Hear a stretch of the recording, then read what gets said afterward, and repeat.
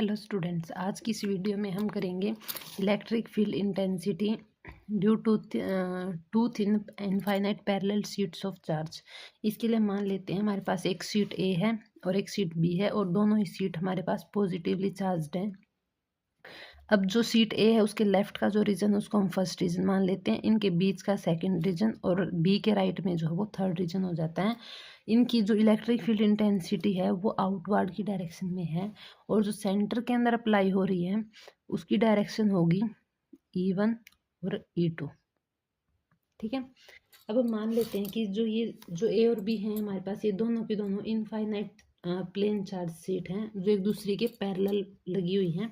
हम मान लेते हैं कि जो सिग्मा 1 है वो यूनिफॉर्म सरफेस चार्ज डेंसिटी होगी, ए की uniform surface charge density of A. जो सिग्मा 2 है वो यूनिफॉर्म सरफेस चार्ज डेंसिटी होगी बी की।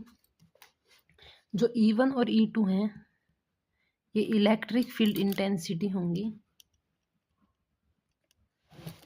फील्ड इंटेंसिटीज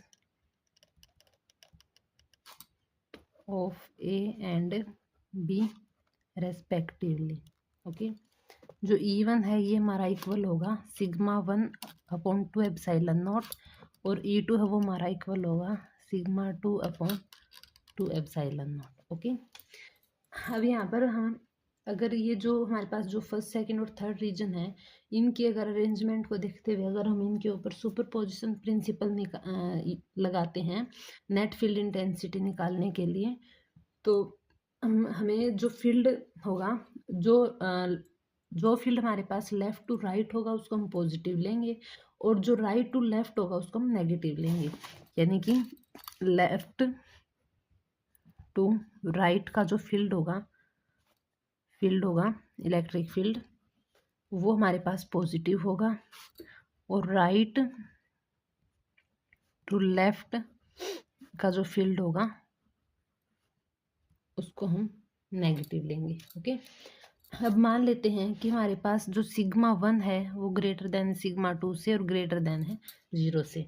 अब हम फर्स्ट रीजन के लिए निकालते हैं, तो फर्स्ट रीजन के लिए हमारे पास जो टोटल इंटेंसिटी होगी वो हम लेकर चलते हैं -E1 -E2। ठीक है, क्योंकि दोनों की ही लेफ्ट, ये हमारे पास राइट टू लेफ्ट है तो जो राइट टू लेफ्ट हमें जो इलेक्ट्रिक फील्ड इंटेंसिटी वो नेगेटिव लेनी है, तो ये हो जाएगा